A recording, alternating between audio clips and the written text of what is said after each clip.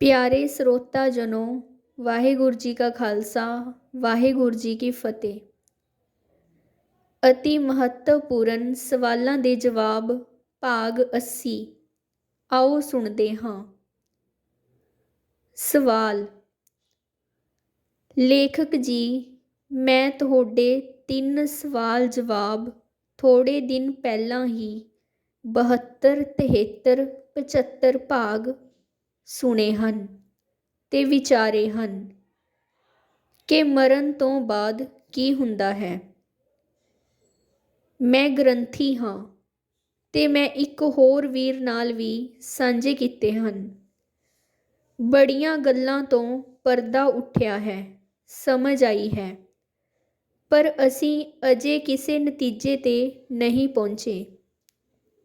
ਜੇਕਰ ਤੁਹਾਡੇ ਕੋਲ ਇਹਨਾਂ ਵਿਚਾਰਾਂ ਤੋਂ ਵੱਧ ਕੋਈ ਹੋਰ ਵਿਚਾਰ ਹਨ ਜਾਂ ਦਲੀਲ ਹੈ, ਖਾਸ ਕਰਕੇ 84 ਲੱਖ ਜੂਨਾਂ ਬਾਰੇ, ਤਾਂ ਉਹ ਲਿਖਣਾ ਕਰੋ ਜੀ, ਧੰਨਵਾਦੀ ਹੋਵਾਂਗਾ।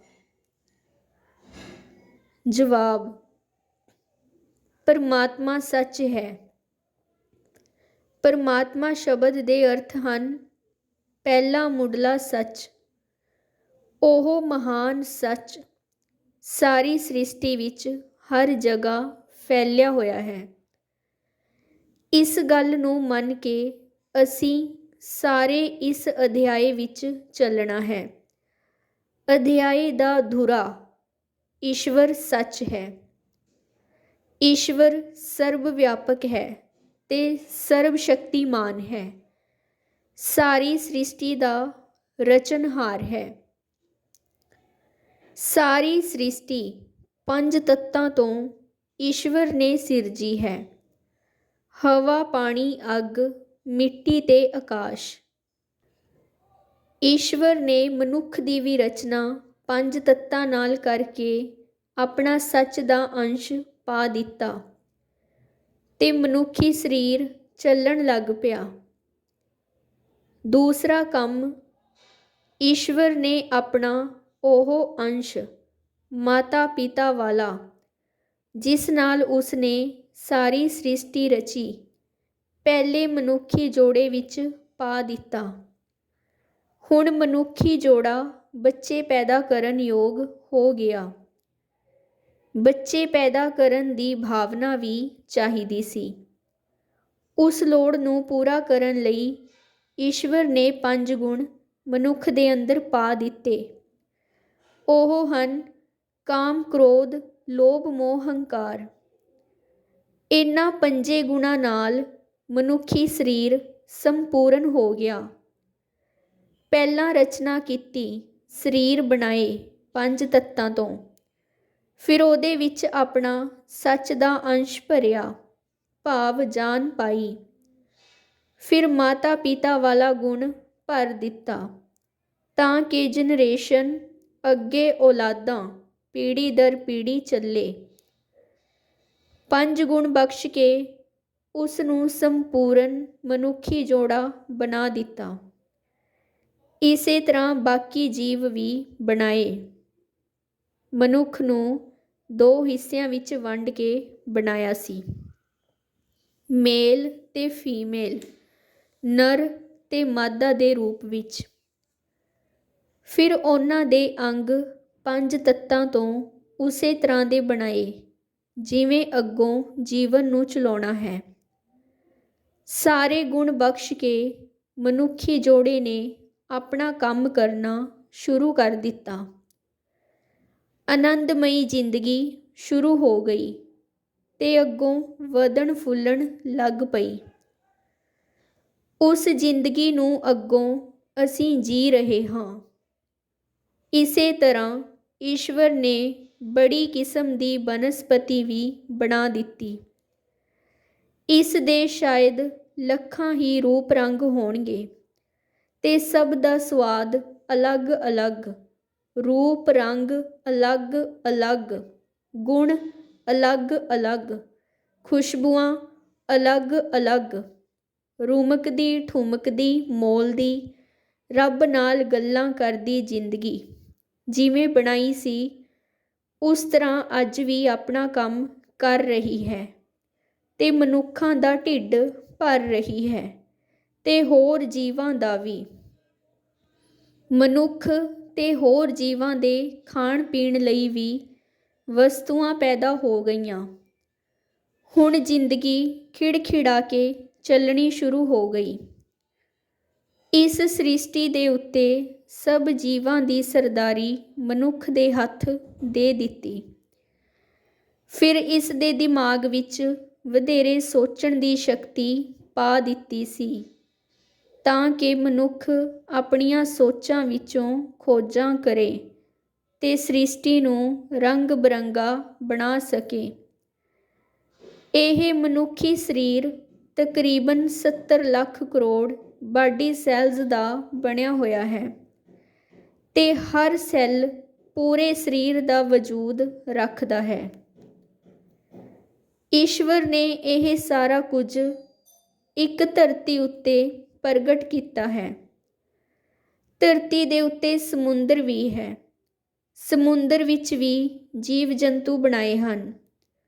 ਧਰਤੀ ਵਿੱਚ ਹੀ ਸਾਰੀ ਬਨਸਪਤੀ ਉਪਜਦੀ ਹੈ ਤੇ ਮੋਲਦੀ ਹੈ। ਪਾਣੀ ਦੇ ਦਰਿਆ ਵੀ ਬਣਾ ਦਿੱਤੇ। ਖੁੱਲ੍ਹਾ ਅਸਮਾਨ ਬਣਾ ਦਿੱਤਾ ਤੇ ਧੁੱਪ ਗਰਮੀ ਦੀ ਲੋੜ ਲਈ ਸੂਰਜ ਬਣਾ ਦਿੱਤਾ। ਵਾਹ, ਕਮਾਲ ਦੀ ਕੁਦਰਤ, ਕਮਾਲ ਦਾ ਮਾਤਾ ਪਿਤਾ ਈਸ਼ਵਰ। ਮਨੁੱਖ ਨੂੰ 2 ਹੱਥ ਤੇ 2 ਪੈਰ ਦੇ ਕੇ, ਵਧੇਰੇ ਬੁੱਧੀਮਾਨਤਾ ਦੇ ਕੇ ਮਨੁੱਖ ਨੂੰ ਜ਼ਿੰਦਗੀ ਚਲਾਉਣ ਦੇ ਸਮਰੱਥ ਕਰ ਦਿੱਤਾ। ਆਪਣੀਆਂ ਔਲਾਦਾਂ ਨੂੰ ਪੈਦਾ ਕਰਨ ਤੇ ਪਰਵਰਿਸ਼ ਕਰਨ ਲਈ ਤੇ ਧਰਤੀ ਵਿੱਚੋਂ ਅੰਨ ਪੈਦਾ ਕਰਨ ਲਈ ਪਿਆਰੀਆਂ ਮਿੱਠੀਆਂ ਦਾਤਾਂ ਬਖਸ਼ ਦਿੱਤੀਆਂ ਸੀ। ਮਨੁੱਖ ਬੜੇ ਹੀ ਬਨਸਪਤੀ ਦੇ ਸੁਆਦਾਂ ਨਾਲ, ਜੀਵ ਰਸ ਨਾਲ ਆਨੰਦ ਲੈਂਦਾ ਆ ਰਿਹਾ ਹੈ। ਸੰਸਾਰ ਤੇ ਮਨੁੱਖਤਾ ਰੁਮਕਦੀ ਠੁਮਕਦੀ ਦੌੜ ਰਹੀ ਹੈ, ਪਰ ਇਸ ਦਾ ਇੱਕ ਅਸੂਲ ਹੋਰ ਵੀ ਬਣਾ ਦਿੱਤਾ ਕਿ ਇਹ ਸਦਾ ਚਿਰ ਲਈ ਨਹੀਂ ਹੈ। ਸਦਾ ਚਿਰ ਲਈ ਤਾਂ ਈਸ਼ਵਰ ਹੀ ਹੈ, ਸਦੀਵੀ ਕਾਲ ਲਈ। ਮਨੁੱਖ ਤੇ ਜੀਵ ਜੰਤੂ ਮਿੱਥੇ ਸਮੇਂ ਦੀਆਂ ਜ਼ਿੰਦਗੀਆਂ ਜੀ ਕੇ ਮਰ ਜਾਂਦੇ ਹਨ। ਜਿਵੇਂ ਸੰਸਕਾਰ ਤੋਂ ਬਾਅਦ ਪਹਿਲੇ 5 ਤੱਤ ਮੂਲ ਤੱਤਾਂ ਵਿੱਚ ਵਿਲੀਨ ਹੋ ਜਾਂਦੇ ਹਨ। ਸਰੀਰ ਦੀ ਸੁਆਹ ਜੋ ਮਿੱਟੀ ਹੈ, ਮਿੱਟੀ ਵਿੱਚ ਮਿਲਾ ਦਿੱਤੀ। ਸਰੀਰ ਦੀ ਹਵਾ ਸੀ ਜੋ ਉਹ ਹਵਾ ਵਿੱਚ ਮਿਲ ਗਈ। ਜੋ ਪਾਣੀ ਸੀ ਉਹ ਭਾਫ ਬਣ ਕੇ ਪਾਣੀ ਵਿੱਚ ਮਿਲ ਗਿਆ। ਮਨੁੱਖ ਦੇ ਸਰੀਰ ਦੀ ਅੱਗ, ਉਹ ਵੀ ਅੱਗ ਦੇ ਸੇਕ ਵਿੱਚ ਚਲੀ ਗਈ ਤੇ ਵਾਤਾਵਰਣ ਵਿੱਚ ਫੈਲ ਗਈ। ਇਹ ਸਾਰਾ ਕੁਝ ਖੁੱਲ੍ਹੇ ਅਸਮਾਨ ਵਿੱਚ ਹੋ ਰਿਹਾ ਸੀ, ਹੋ ਰਿਹਾ ਹੈ ਤੇ ਹੁੰਦਾ ਰਹੇਗਾ। ਤੇ ਈਸ਼ਵਰ ਨੇ ਜਿਹੜਾ ਆਪਣਾ ਸੱਚ ਦਾ ਅੰਸ਼ ਮਨੁੱਖ ਵਿੱਚ ਪਾਇਆ ਸੀ, ਉਹ ਵੀ ਈਸ਼ਵਰ ਵਿੱਚ ਜਾ ਕੇ ਆਤਮਾ ਦਾ ਅੰਸ਼ ਪਰਮਾਤਮਾ ਵਿੱਚ ਮਿਲ ਗਿਆ। ਇਹ ਤਾਣਾ ਬਾਣਾ ਸਰਕਲ ਚੱਲ ਰਿਹਾ ਹੈ ਤੇ ਚੱਲਦਾ ਰਹੇਗਾ ਜਦੋਂ ਤੱਕ ਈਸ਼ਵਰ ਦੀ ਮਰਜ਼ੀ ਹੋਵੇਗੀ।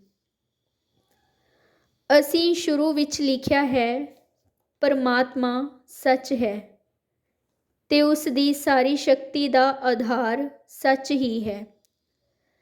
ਈਸ਼ਵਰ ਦਾ ਬਣਾਇਆ ਸਰੀਰ ਮਰਨ ਉਪਰੰਤ ਖਤਮ ਹੋ ਗਿਆ ਤੇ ਆਪਣੇ ਆਪਣੇ ਮੂਲ ਵਜੂਦ ਵਿੱਚ ਚਲਾ ਗਿਆ।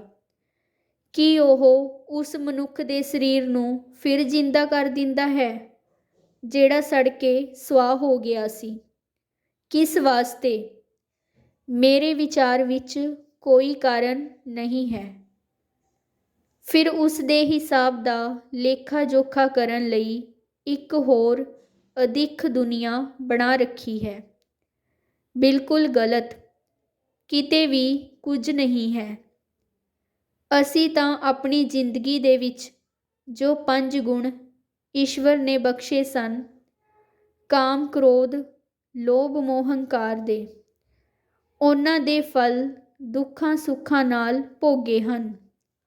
ਆਪਣੀ ਜ਼ਿੰਦਗੀ ਦੇ ਵਿੱਚ ਜਿੰਨੇ ਜਿਸਨੇ ਪਾਪ ਕੀਤੇ ਹਨ, ਉਨੀ ਹੀ ਉਸ ਨੂੰ ਸਜ਼ਾ ਦੁੱਖਾਂ ਸੁੱਖਾਂ ਦੇ ਰੂਪ ਵਿੱਚ ਮਿਲੀ ਹੈ।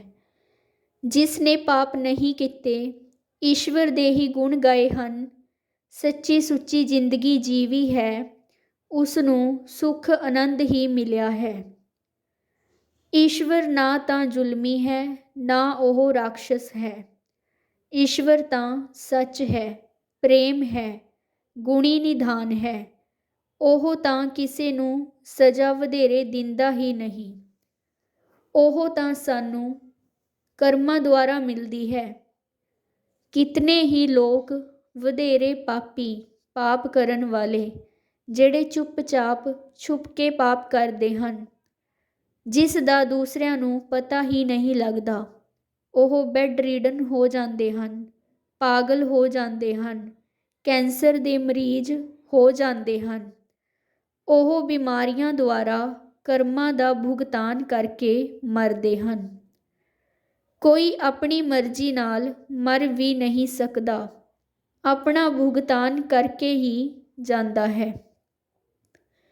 ਅਗਲੇ ਜਨਮ ਦੀ ਨਰਕਾਂ ਸਵਰਗਾਂ ਦੀ 84 ਲੱਖ ਜੂਨਾਂ ਦੀ ਕਲਪਨਾ ਕੀਤੀ ਹੋਈ ਹੈ, ਉਹਨਾਂ ਮਨੁੱਖਾਂ ਰਾਹੀਂ ਜਿਨ੍ਹਾਂ ਨੇ ਆਪਣੀਆਂ ਚਲਾਕੀਆਂ ਦੇ ਨਾਲ ਅਗਿਆਨੀ ਲੋਕਾਂ ਨੂੰ ਕਹਾਣੀਆਂ ਬਣਾ ਕੇ, ਸੁਣਾ ਕੇ, ਫਸਾ ਕੇ ਆਪਣੀਆਂ ਰੋਟੀਆਂ ਸੇਕਦੇ ਹਨ। ਇਹ ਸਭ ਕਲਪਨਾ ਅਸਲ ਵਿੱਚ ਨਹੀਂ ਹੈ। ਹੁਣ ਸਵਾਲ ਉੱਠਦਾ ਹੈ ਕਿ ਸਾਨੂੰ ਬਿਮਾਰੀਆਂ ਜਾਂ ਦੁੱਖ ਕਿਉਂ ਮਿਲਦੇ ਹਨ? ਇਸ ਵਾਸਤੇ ਮਿਲਦੇ ਹਨ ਕਿ ਸਾਡੇ ਜਿਸ ਕਰਮ ਵਿੱਚ ਸੱਚ ਦੀ ਹੋਂਦ ਅਣਹੋਂਦ ਹੁੰਦੀ ਹੈ ਤੇ ਉਸ ਵਿੱਚ ਲਾਲਚ, ਕ੍ਰੋਧ, ਹੰਕਾਰ ਅਤੇ ਖੁਦਗਰਜ਼ੀ ਵਗੈਰਾ ਹੁੰਦਾ ਹੈ। ਇਸ ਕਰਕੇ ਹੀ ਕਰਮ ਅਪਵਿੱਤਰ ਹੋ ਜਾਂਦਾ ਹੈ। ਉਸ ਅਪਵਿੱਤਰ ਕਰਮਾਂ ਦਾ ਫਲ ਦੁੱਖ ਹੁੰਦਾ ਹੈ।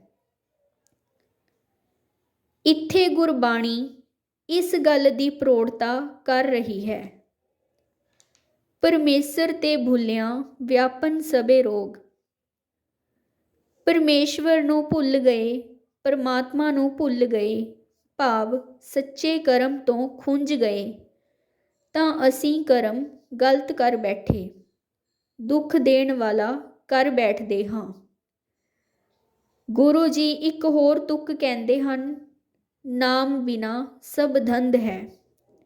ਭਾਵ ਜਿੱਥੇ ਈਸ਼ਵਰ ਨਹੀਂ ਹੈ, ਸੱਚ ਨਹੀਂ ਹੈ, ਉੱਥੇ ਕਰਮ ਗਲਤ ਹੋ ਜਾਂਦਾ ਹੈ। ਕਰਮ ਜਿਹੜਾ ਗਲਤ ਹੋ ਜਾਂਦਾ ਹੈ ਤਾਂ ਉਹ ਕਰਮ ਕਿਸੇ ਦੂਜੇ ਨਾਲ ਕੀਤਾ ਹੁੰਦਾ ਹੈ ਜਾਂ ਆਪਣੇ ਸਰੀਰ ਨਾਲ, ਤਾਂ ਉਸ ਦਾ ਭੁਗਤਾਨ ਤਾਂ ਕਰਨਾ ਹੀ ਪੈਂਦਾ ਹੈ। ਬਾਣੀ ਦੇ ਬੜੇ ਉਪਦੇਸ਼ ਹਨ ਕਿ ਹੇ ਜੀਵ, ਤੂੰ ਸੁਕਰਮ ਕਰ, ਤੇ ਸੁਕਰਮ ਕਰਨ ਵਾਸਤੇ ਸਾਨੂੰ ਸੁਮਤ ਦੀ ਲੋੜ ਹੁੰਦੀ ਹੈ। ਸੁਮਤ ਸੱਚ ਨਾਲ ਜੁੜਨ ਤੋਂ ਬਿਨਾਂ ਨਹੀਂ ਆਉਂਦੀ। ਝੂਠ ਨਾਲ ਜੁੜਨ ਨਾਲ ਤਾਂ ਕੁਮਤ ਹੀ ਪੈਦਾ ਹੁੰਦੀ ਹੈ। ਸਾਡੇ ਹਰ ਕਰਮ ਦਾ ਸੰਸਕਾਰ ਸਾਡੇ ਮਨ ਅੰਦਰ ਬਣਦਾ ਹੈ ਤੇ ਸੰਸਕਾਰ ਹੀ ਜੀਵਨ ਨੂੰ ਕਰਮ ਕਰਨ ਲਈ ਪ੍ਰੇਰਿਤ ਕਰਦੇ ਹਨ। ਸੁੱਖ ਪਾਉਣ ਲਈ ਚੰਗੇ ਸੰਸਕਾਰ ਹੋਣਾ ਜ਼ਰੂਰੀ ਹੈ ਤੇ ਚੰਗੇ ਸੰਸਕਾਰ ਤਾਂ ਸੱਚੇ ਕਰਮਾਂ ਤੋਂ ਹੀ ਪੈਦਾ ਹੁੰਦੇ ਹਨ, ਝੂਠੇ ਤਾਂ ਦੁੱਖ ਦੇਣ ਵਾਲੇ ਹੁੰਦੇ ਹਨ। ਇਹਨਾਂ ਸਾਰੀਆਂ ਗੱਲਾਂ ਤੋਂ ਭਾਵ ਇਹ ਹੈ ਕਿ ਅਸੀਂ ਇੱਥੇ ਹੀ ਆਪਣੇ ਕਰਮਾਂ ਦਾ ਨਿਬੇੜਾ ਦੁੱਖਾਂ ਸੁੱਖਾਂ ਨਾਲ ਕਰਦੇ ਰਹਿੰਦੇ ਹਾਂ। ਸਰੀਰ ਜੋ ਆਮ ਤੌਰ ਤੇ ਦੁੱਖਾਂ ਵਿੱਚ ਰਹਿੰਦਾ ਹੈ, ਉਸ ਦੇ ਬਾਡੀ ਸੈੱਲ ਸਾਰੇ ਕਮਜ਼ੋਰ ਹੁੰਦੇ ਜਾਂਦੇ ਹਨ ਤੇ ਫਿਰ ਉਹ ਇੱਕ ਦਿਨ ਖਤਮ ਹੋ ਜਾਂਦਾ ਹੈ। ਰੱਬ ਦਾ ਬਣਾਇਆ ਹੋਇਆ ਕਰਮ ਫਲ ਅਸੂਲ ਇੱਥੇ ਹੀ ਪੂਰਾ ਕਰ ਲੈਂਦੇ ਹਾਂ। ਹੋਰ ਜ਼ਿੰਦਗੀ ਦਾ ਤਾਂ ਕੋਈ ਮਤਲਬ ਨਹੀਂ ਹੈ। ਰੱਬ ਕੋਈ ਦੋ ਦੋ ਵਾਰ ਸਜ਼ਾ ਥੋੜੀ ਦਿੰਦਾ ਹੈ। ਰੱਬ ਕੋਈ ਜਾਦੂਗਰ ਹੈ ਕਿ ਉਹ ਮਰੇ ਹੋਏ ਬੰਦੇ ਦੇ ਸਰੀਰ ਦੀ ਸੁਆਹ ਕੱਢ ਕੇ ਉਸ ਨੂੰ ਫਿਰ ਬਣਾਵੇਗਾ ਤੇ ਫਿਰ ਉਸ ਨੂੰ ਸਜ਼ਾ ਦੇਵੇਗਾ। ਇਸ ਤਰ੍ਹਾਂ ਕਰਨ ਦੀ ਉਸ ਨੂੰ ਕੀ ਜ਼ਰੂਰਤ ਪਈ ਹੈ? ਸਾਨੂੰ ਦੁੱਖ ਸੁੱਖ ਕਰਮਾਂ ਅਨੁਸਾਰ ਪ੍ਰਾਪਤ ਹੁੰਦੇ ਰਹਿੰਦੇ ਹਨ ਤੇ ਅਸੀਂ ਭੋਗਦੇ ਰਹਿੰਦੇ ਹਾਂ। ਕੋਈ ਮਨੁੱਖ ਦੱਸੋ ਜਿਸ ਨੇ ਅਗਲਾ ਜਨਮ ਦੇਖਿਆ ਹੋਵੇ। ਇਹ ਤਾਂ ਇੱਕ ਮਿਥਿਹਾਸਕ ਗੱਲ ਹੈ। ਕਿਸੇ ਨੇ ਸਵਰਗ ਨਰਕ ਵੇਖੇ ਹਨ? ਭਗਤ ਕਬੀਰ ਜੀ ਨੇ ਤਾਂ ਕਿਹਾ ਹੈ ਕਿ ਕਿਤੇ ਸਵਰਗ ਨਰਕ ਨਹੀਂ ਹੈ। ਅੰਗ 1161 ਉੱਤੇ ਚੈਪਟਰ 75 ਵਿੱਚ ਸਾਰਾ ਤੁਹਾਨੂੰ ਸ਼ਬਦ ਦਾ ਵਿਖਿਆਨ ਕੀਤਾ ਹੋਇਆ ਹੈ। ਕੋਈ ਸਵਰਗ ਨਰਕ ਕਿਤੇ ਨਹੀਂ ਬਣਿਆ ਹੋਇਆ। ਸਾਇੰਸਦਾਨਾਂ ਨੇ ਵੱਡੀਆਂ ਵੱਡੀਆਂ ਦੂਰਬੀਨਾਂ ਨਾਲ ਸ੍ਰਿਸ਼ਟੀ ਦੇ ਬ੍ਰਹਿਮੰਡ ਦੀਆਂ ਫੋਟੋਆਂ ਖਿੱਚ ਲਈਆਂ ਹਨ ਤੇ ਸਪਸ਼ਟ ਕੀਤਾ ਹੈ ਕਿ ਬ੍ਰਹਿਮੰਡ ਵਿੱਚ ਕਿਤੇ ਸਵਰਗ ਨਰਕ ਨਹੀਂ ਹੈ। ਆਓ ਹੁਣ ਆਪਾਂ 84 ਲੱਖ ਜੂਨਾਂ ਉੱਤੇ ਥੋੜੀ ਹੋਰ ਝਾਤ ਮਾਰਦੇ ਹਾਂ। ਅਸੀਂ ਈਸ਼ਵਰ ਨੂੰ ਸਰਵ ਸ਼ਕਤੀਮਾਨ ਕਹਿੰਦੇ ਹਾਂ, ਆਲਮਾਈਟੀ। ਸਾਰੀਆਂ ਸ਼ਕਤੀਆਂ ਦਾ ਮਾਲਕ ਉਹ ਹੀ ਇੱਕ ਹੈ ਤੇ ਉਹੀ ਸਰਬ ਵਿਆਪਕ ਹੈ ਤੇ ਉਸ ਦੇ ਬਣਾਏ ਹੋਏ ਸਾਰੇ ਖੰਡ ਬ੍ਰਹਿਮੰਡ ਤੇ ਇੱਕ ਪ੍ਰਿਥਵੀ ਵੀ ਹੈ ਤੇ ਇਹ ਸਾਰਾ ਕੁਝ ਉਸਨੇ ਇੱਕ ਵਾਕ ਦੁਆਰਾ ਬਣਾ ਦਿੱਤਾ ਸੀ। ਲੱਖਾਂ ਕਿਸਮ ਦੀ ਬਨਸਪਤੀ, ਜੀਵ ਜੰਤੂ, ਖੰਡ ਬ੍ਰਹਿਮੰਡ, ਪਹਾੜ, ਲੱਖਾਂ ਹੀ ਦਰਿਆ ਬਣਾ ਦਿੱਤੇ ਸਨ। ਇਸ ਸ੍ਰਿਸ਼ਟੀ ਦੀ ਰਚਨਾ ਪੂਰੀ ਕਰ ਦਿੱਤੀ ਸੀ। ਜਦੋਂ ਇਹ ਸ੍ਰਿਸ਼ਟੀ ਇੱਕ ਵਾਕ ਦੁਆਰਾ ਪੈਦਾ ਕੀਤੀ ਸੀ ਤੇ ਉੱਥੇ ਸਭ ਕੁਝ ਜਿੰਦਾ ਸੀ, ਪ੍ਰਫੁੱਲਤ ਹੋ ਰਹੀ ਸੀ, ਮੋਲ ਰਹੀ ਸੀ। ਕਿਉਂਕਿ ਜਦੋਂ ਪਹਿਲਾ ਜੋੜਾ ਬਣਾਇਆ ਉਸ ਨੂੰ ਖਾਣ ਲਈ ਕੁਝ ਚਾਹੀਦਾ ਸੀ ਤਾਂ ਈਸ਼ਵਰ ਨੇ ਉਸ ਬਨਸਪਤੀ ਉੱਤੇ ਫਲ ਫਰੂਟ ਲਗਾ ਰੱਖੇ ਸਨ ਤੇ ਮਨੁੱਖ ਨੇ ਉਹ ਫਲ ਫਰੂਟ ਖਾ ਕੇ ਹੀ ਜ਼ਿੰਦਗੀ ਸ਼ੁਰੂ ਕਰ ਦਿੱਤੀ ਸੀ। ਫਲ ਤਾਂ ਪੈਦਾ ਹੋਏ ਹੋਏ ਸਨ, ਵਜੂਦ ਵਿੱਚ ਆ ਕੇ ਪੈਦਾ ਹੋਏ ਸਨ। ਈਸ਼ਵਰ ਨੇ ਸਾਨੂੰ ਭੁੱਖਾ ਥੋੜਾ ਰੱਖਣਾ ਸੀ, ਉਸ ਨੇ ਸਾਨੂੰ ਆਹਾਰ ਦਿੱਤਾ ਸੀ। ਮਨੁੱਖ ਦਾ ਜਦੋਂ ਬੱਚਾ ਪੈਦਾ ਹੋਇਆ ਤਾਂ ਉਸ ਦੇ ਜਨਮ ਤੋਂ 2 ਘੰਟੇ ਬਾਅਦ ਉਸ ਦੀ ਮਾਂ ਦੇ ਥਣਾਂ ਵਿੱਚੋਂ ਸਰੀਰ ਦਾ ਆਹਾਰ, ਦੁੱਧ ਬੱਚੇ ਨੂੰ ਪ੍ਰਾਪਤ ਹੋਣਾ ਸ਼ੁਰੂ ਹੋ ਜਾਂਦਾ ਹੈ। ਤਾਂ ਕਰਕੇ ਹੀ ਉਸ ਦਾ ਜੀਵਨ ਵਧਣ ਫੁੱਲਣ ਲੱਗਦਾ ਹੈ। ਫਿਰ ਸਾਲ ਬਾਅਦ ਉਸ ਦੇ ਦੰਦ ਨਿਕਲਣੇ ਸ਼ੁਰੂ ਹੁੰਦੇ ਹਨ ਤੇ ਉਸ ਨੂੰ ਹੋਰ ਖੁਰਾਕਾਂ, ਬਨਸਪਤੀ ਰਾਹੀਂ ਬਣੀਆਂ ਚੀਜ਼ਾਂ ਪ੍ਰਾਪਤ ਹੋ ਜਾਂਦੀਆਂ ਹਨ। ਪਿਆਰਿਓ, ਮਹਾਨ ਈਸ਼ਵਰ ਨੂੰ ਅੰਧ ਵਿਸ਼ਵਾਸ ਨਾਲ ਨਹੀਂ, ਗਿਆਨ ਨਾਲ ਸਮਝੋ, ਵਿਚਾਰੋ। ਸਾਰੇ ਭੁਲੇਖੇ ਦੂਰ ਹੋ ਜਾਣਗੇ। ਉਸ ਪ੍ਰਤੀ ਪਿਆਰ ਵਧੇਗਾ। ਸਾਡਾ ਪਹਿਲਾ ਮਾਤਾ ਪਿਤਾ ਹੈ। ਜੇ ਉਸ ਨੂੰ ਯਾਦ ਰੱਖਾਂਗੇ ਕੁਝ ਗਲਤ ਨਹੀਂ ਹੋਵੇਗਾ, ਸੁੱਖਾਂ ਵਿੱਚ ਜੀਵਾਂਗੇ। ਜੇ ਹੁਣ ਮਰਨ ਉਪਰੰਤ 84 ਲੱਖ ਜੂਨਾਂ ਭੁਗਤ ਕੇ ਮਨੁੱਖਾ ਜੀਵਨ ਮਿਲਦਾ ਹੈ, ਇਹ ਗਲਤ ਹੈ। ਇਹ ਸਾਡਾ ਜੀਵਨ 60, 70 ਜਾਂ 100 ਸਾਲ ਦਾ ਹੋਵੇਗਾ। ਉਸ ਦੇ ਮਰਨ ਉਪਰੰਤ ਕਰਮਾਂ ਦਾ ਫਲ ਭੁਗਤਾਂਗੇ। ਪਹਾੜ ਵਿੱਚ ਕਰਮ ਫਲ ਭੁਗਤ ਰਿਹਾ ਹੋਵੇਗਾ। ਉੱਥੇ ਕਿਹੜਾ ਦੁੱਖ ਸੁੱਖ ਮਿਲਦੇ ਹਨ? ਕੋਈ ਕਿਸੇ ਹੋਰ ਜਾਨਵਰ ਵਿੱਚ ਕਿਵੇਂ ਚਲਾ ਜਾ ਸਕਦਾ ਹੈ? 100 ਸਾਲ ਤੱਕ ਕੀ ਪੇੜ ਨਿਰਜੀਵ ਸਨ? ਇੱਕ ਮਨੁੱਖ ਦੀ ਆਤਮਾ ਜਾ ਕੇ ਅੰਬ ਦੇ ਪੇੜ ਵਿੱਚ ਵੜ ਗਈ ਤੇ ਇਹ ਕੁਦਰਤ ਦੇ ਸੱਚ ਦੇ ਬਿਲਕੁਲ ਖਿਲਾਫ ਗੱਲਾਂ ਹਨ। ਬਿਨਾਂ ਸੋਚੇ ਸਮਝੇ ਕਹਿ ਦਿੰਦੇ ਹਾਂ, ਅੱਖਾਂ ਬੰਦ ਕਰਕੇ, ਕਿ 84 ਲੱਖ ਜੂਨਾਂ ਦਾ ਭੁਗਤਾਨ ਕਰ ਰਹੇ ਹਾਂ। ਜੇ 84 ਲੱਖ ਜੂਨਾਂ ਦਾ ਭੁਗਤਾਨ ਕਰਨਾ ਹੈ ਤਾਂ ਸਾਨੂੰ ਕਰੋੜਾਂ ਸਾਲ ਚਾਹੀਦੇ ਹਨ। ਫਿਰ ਅਸੀਂ ਪਵਿੱਤਰ ਹੋ ਕੇ ਆਉਂਦੇ ਹਾਂ। ਅਸੀਂ ਕਰੋੜਾਂ ਸਾਲ ਭੁਗਤਾਨ ਕਰਦੇ ਰਹਿੰਦੇ ਹਾਂ। ਹੱਦ ਹੋ ਗਈ ਹੈ। ਜਦੋਂ ਮਨੁੱਖ ਪੈਦਾ ਹੁੰਦਾ ਹੈ ਉਹ ਆਪਣੇ ਮਾਤਾ ਪਿਤਾ ਦੇ ਸੁਭਾਅ ਵਰਗਾ ਕਿਉਂ ਹੁੰਦਾ ਹੈ? ਉਹ ਤਾਂ ਗੁਰੂ ਨਾਨਕ ਸਾਹਿਬ ਵਰਗਾ ਪਵਿੱਤਰ ਹੋਣਾ ਚਾਹੀਦਾ ਹੈ। ਸਭ ਲੋਕ ਪਵਿੱਤਰ ਹੋਣੇ ਚਾਹੀਦੇ ਹਨ। ਇੰਜ ਨਹੀਂ ਹੁੰਦਾ। ਅਰਬਾਂ ਖਰਬਾਂ ਵਿੱਚੋਂ ਕੋਈ ਇੱਕ ਮਹਾਨ ਪੁਰਸ਼ ਪੈਦਾ ਹੁੰਦਾ ਹੈ। ਪਾਠਕ ਜਨੋ, ਸਾਇੰਸ ਨਾਲ ਨਫ਼ਰਤ ਨਾ ਕਰਿਆ ਕਰੋ। ਸਾਰੀ ਸ੍ਰਿਸ਼ਟੀ ਦੀ ਜੋ ਈਸ਼ਵਰ ਨੇ ਵਸਤੂਆਂ ਬਣਾਈਆਂ ਨੇ, ਦਾਤਾਂ ਜੋ ਬਣਾਈਆਂ ਹਨ, ਉਹਨਾਂ ਬਾਰੇ ਜਾਣਕਾਰੀ ਪ੍ਰਾਪਤ ਕਰਨੀ ਉਹ ਸਾਇੰਸ ਦਾ ਕੰਮ ਹੈ। ਦੂਰਬੀਨਾਂ ਬਣਾ ਕੇ ਕਰ ਰਹੀ ਹੈ ਕਿ ਚੰਦਰਮਾ ਕਿਤਨੀ ਦੂਰ ਹੈ, ਮੰਗਲ ਕਿਤਨੀ ਦੂਰ ਹੈ। ਸਾਡੇ ਸਰੀਰ ਦੇ ਬਾਡੀ ਸੈੱਲਾਂ ਤੇ ਖੋਜ ਕਰਦੀ ਹੈ ਕਿ ਸਾਨੂੰ ਕੀ ਦਵਾਈ ਚਾਹੀਦੀ ਹੈ, ਕੀ ਬਿਮਾਰੀ ਹੈ। ਅਸੀਂ ਰੋਜ਼ਾਨਾ ਸਵੇਰੇ ਟੂਥਪੇਸਟ ਕਰਦੇ ਹਾਂ। ਇਹ ਸਾਇੰਸ ਦੀ ਖੋਜ ਹੈ। ਸਾਨੂੰ ਕਿੰਨੀ ਸੁਖਾਲੀ ਹੋ ਗਈ ਹੈ ਕਿੱਕਰ ਦੀ ਦਾਤਣ ਲੱਭਣ ਦੀ ਬਜਾਏ। ਅਸੀਂ ਜੋ ਪਜਾਮੇ ਦਾ ਲਾਸਟਿਕ ਪਾਉਂਦੇ ਹਾਂ ਇਹ ਵੀ ਸਾਇੰਸ ਦੀ ਖੋਜ ਹੈ। ਬੂਟ ਪਾਲਿਸ਼ ਕਰਦੇ ਹਾਂ ਇਹ ਵੀ ਸਾਇੰਸ ਨੇ ਖੋਜ ਕੀਤੀ। ਸਾਇੰਸ ਸਾਨੂੰ ਨਵੀਆਂ ਬਿਮਾਰੀਆਂ ਦੀ ਦਵਾਈ ਲੱਭ ਕੇ ਦੇ ਰਹੀ ਹੈ। ਉਹ ਸਾਇੰਸ ਰੱਬ ਥੋੜੀ ਬਣ ਗਈ। ਉਹ ਤਾਂ ਰੱਬ ਦੀਆਂ ਵਸਤੂਆਂ ਨੂੰ ਖੋਜ ਰਹੀ ਹੈ ਮਨੁੱਖ ਦੇ ਭਲੇ ਵਾਸਤੇ। ਕਿਸੇ ਵੀ ਚੀਜ਼ ਨੂੰ ਨਫ਼ਰਤ ਨਾ ਕਰੀਏ, ਬਸ ਸੱਚ ਨੂੰ ਪਿਆਰ ਕਰੀਏ। ਦੁੱਖਾਂ ਤੋਂ ਬਚ ਸਕਦੇ ਹਾਂ।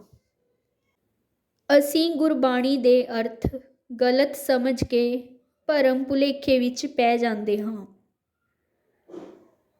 ਆਵਣ ਜਾਣਾ ਰਹਿ ਗਏ ਮਨਵੁੱਠਾ ਨਿਰੰਕਾਰ ਜਿਉ। ਜਦੋਂ ਮਨ ਵਿੱਚ ਨਿਰੰਕਾਰ ਆ ਵਸਿਆ ਉਦੋਂ ਮਨ ਦੀ ਅਵਸਥਾ ਆਉਣ ਜਾਣ ਵਾਲੀ ਦੁੱਖਾਂ ਸੁੱਖਾਂ ਵਾਲੀ ਖਤਮ ਹੋ ਜਾਂਦੀ ਹੈ ਤੇ ਮਨ ਸ਼ਾਂਤ ਤੇ ਇਕਾਗਰ ਹੋ ਜਾਂਦਾ ਹੈ। ਤਾਕਾ ਅੰਤ ਨਾ ਪਾਈਐ ਊਚਾ ਅਗਮ ਅਪਾਰ ਜਿਉ।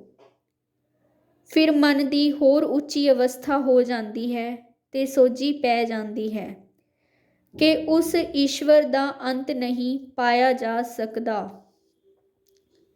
ਜਿਸ ਪ੍ਰਭ ਆਪਣਾ ਵਿਸਰੈ ਸੋ ਮਰ ਜੰਮੈ ਲਖ ਵਾਰ ਜਿਉ। ਗੁਰੂ ਜੀ ਕਹਿੰਦੇ ਹਨ ਕਿ ਜਿਸ ਮਨੁੱਖ ਨੂੰ ਆਪਣਾ ਈਸ਼ਵਰ ਸਰਬ ਨਿਧਾਨ ਭੁੱਲ ਜਾਂਦਾ ਹੈ ਤਾਂ ਉਹ ਸੁੱਖਾਂ ਨੂੰ ਘੱਟ ਤੇ ਦੁੱਖਾਂ ਨੂੰ ਜ਼ਿਆਦਾ ਲੱਖਾਂ ਵਾਰੀ ਮਹਿਸੂਸ ਕਰਦਾ ਹੈ ਤੇ ਦੁਖੀ ਹੁੰਦਾ ਹੈ ਤੇ ਉਹ ਮਨੁੱਖ ਦੁੱਖਾਂ ਸੁੱਖਾਂ ਦੀ ਅਵਸਥਾ ਨੂੰ ਸਹਾਰਦਾ ਰਹਿੰਦਾ ਹੈ। ਸੋ ਉਹ ਮਨੁੱਖ ਇਸੇ ਚੱਕਰ ਵਿੱਚ ਪਿਆ ਰਹਿੰਦਾ ਹੈ। ਉਸ ਦੀ ਮਾਨਸਿਕ ਅਵਸਥਾ ਇਸ ਤਰ੍ਹਾਂ ਦੀ ਬਣ ਜਾਂਦੀ ਹੈ। ਵਿਚਾਰਨ ਵਾਲੀ ਗੱਲ ਇਹ ਹੈ ਉਹ ਲੱਖ ਵਾਰੀ ਸਰੀਰਕ ਤੌਰ ਤੇ ਨਹੀਂ ਜੰਮਦਾ ਮਰਦਾ, ਮਾਨਸਿਕ ਤੌਰ ਤੇ ਜੰਮਦਾ ਮਰਦਾ ਹੈ। ਦੁੱਖਾਂ ਸਹਿਤ ਵਧੇਰੇ ਮਰਦਾ ਹੈ ਤੇ ਥੋੜਾ ਜੰਮਦਾ ਹੈ। ਭਾਵ ਮਨੁੱਖ ਵਧੇਰੇ ਦੁੱਖ ਮਹਿਸੂਸ ਕਰਦਾ ਹੈ ਤੇ ਥੋੜੇ ਸੁੱਖ ਪਾਉਂਦਾ ਹੈ ਆਪਣੀ ਜੀਵਨ ਯਾਤਰਾ ਵਿੱਚ। ਦੂਸਰੀ ਤੁਕ ਇਸ ਤਰ੍ਹਾਂ ਹੈ, ਬਿਗਸ ਬਿਗਸ ਆਪਣਾ ਪ੍ਰਭ ਗਾਵੈ, ਨਾਨਕ ਤਿਨ ਜਮ ਨੇੜ ਨਾ ਆਵੈ। ਅਰਥ, ਜਿਹੜਾ ਮਨੁੱਖ ਖੁਸ਼ੀ ਤੇ ਆਨੰਦਿਤ ਹੋ ਕੇ ਆਪਣੇ ਪ੍ਰਭੂ ਦੇ ਗੁਣ ਗਾਉਂਦਾ ਹੈ, ਭਾਵ ਪ੍ਰਭੂ ਨੂੰ ਯਾਦ ਰੱਖਦਾ ਹੈ ਤੇ ਉਸ ਦੇ ਗੁਣਾਂ ਨੂੰ ਆਪਣੇ ਅੰਦਰ ਵਸਾ ਲੈਂਦਾ ਹੈ, ਉਸ ਨੂੰ ਵਿਚਾਰਦਾ ਹੈ, ਉਸ ਨਾਲ ਜੁੜਿਆ ਰਹਿੰਦਾ ਹੈ, ਗੁਰੂ ਜੀ ਕਹਿੰਦੇ ਹਨ, ਉਸ ਮਨੁੱਖ ਦੇ ਜਮ ਨੇੜੇ ਨਹੀਂ ਆਉਂਦੇ। ਜਮ ਤੋਂ ਭਾਵ ਹੈ ਕਾਮ, ਕ੍ਰੋਧ, ਲੋਭ, ਮੋਹ, ਹੰਕਾਰ ਦੀ ਅਧਿਕਤਾ। ਭਾਵ ਦੁੱਖ ਦੇਣ ਵਾਲੀ ਅਵਸਥਾ ਨੇੜੇ ਨਹੀਂ ਆਉਂਦੀ। ਨੋਟ: ਜਮ ਜਾਂ ਜਮਦੂਤ ਕਾਮ, ਕ੍ਰੋਧ, ਲੋਭ, ਮੋਹ, ਹੰਕਾਰ ਹੀ ਹਨ। ਇਹਨਾਂ ਦੀ ਅਧਿਕ ਵਰਤੋਂ ਹੀ ਪਾਪ ਕਰਨ ਲਈ ਉਤੇਜਿਤ ਕਰਦੀ ਹੈ। ਜੇ ਇਹ ਪੰਜੇ ਗੁਣ ਆਪਣੀ ਜ਼ਰੂਰਤ ਦੇ ਹਿਸਾਬ ਨਾਲ ਵਰਤੋਂ ਕਰਨ, ਆਪਣੀ ਸੀਮਾ ਵਿੱਚ ਰਹਿਣ, ਇਹ ਦੇਵਤੇ ਸਮਾਨ ਹਨ, ਸੁੱਖ ਦੇਣ ਵਾਲੇ ਹਨ। ਕੋਈ ਹੋਰ ਜਮਦੂਤ, ਸਿੰਗਾਂ ਵਾਲੇ, ਕਾਲੇ ਕਲੂਟੇ ਵਗੈਰਾ ਕੋਈ ਨਹੀਂ ਹੁੰਦੇ। ਇਹ ਖਿਆਲੀ ਭੁਲਾਓ ਹੈ ਜਾਂ ਕਲਪਨਾ ਹੈ। ਵੀਰ ਜੀਓ, ਉਮੀਦ ਹੈ ਹੁਣ ਤੁਹਾਨੂੰ ਸਭ ਕੁਝ ਸਪਸ਼ਟ ਹੋ ਗਿਆ ਹੋਵੇਗਾ। ਅਜੇ ਵੀ ਕੋਈ ਭੁਲੇਖਾ ਹੋਵੇ ਤਾਂ ਬੇਝਿਜਕ ਸਵਾਲ ਕਰ ਭੇਜਣਾ ਜੀ। ਵਿਚਾਰ ਦੇਵਿੰਦਰਜੀਤ ਸਿੰਘ। ਪਿਆਰੇ ਸਰੋਤਾ ਜਨੋ, ਨਿਰੋਲ ਸੱਚ ਦਾ ਗਿਆਨ ਟੀਵੀ ਚੈਨਲ ਜੋ ਸੱਚ ਦੇ ਪ੍ਰਚਾਰ ਲਈ ਹੈ, ਇਸ ਨੂੰ ਰੋਜ਼ਾਨਾ ਸੁਣੋ ਜੀ ਤੇ ਆਪਣੇ ਮਿੱਤਰਾਂ ਤੇ ਰਿਸ਼ਤੇਦਾਰਾਂ ਵਿੱਚ ਇਸ ਚੈਨਲ ਨੂੰ ਸ਼ੇਅਰ ਕਰੋ ਜੀ ਤੇ ਸਬਸਕ੍ਰਾਈਬ ਵੀ ਕਰਵਾਓ ਜੀ। ਸੱਚ ਦਾ ਗਿਆਨ ਵੰਡਣਾ ਪਰ ਉਪਕਾਰ ਹੈ। ਵਾਹਿਗੁਰੂ ਜੀ ਕਾ ਖਾਲਸਾ, ਵਾਹਿਗੁਰੂ ਜੀ ਕੀ ਫਤਿਹ।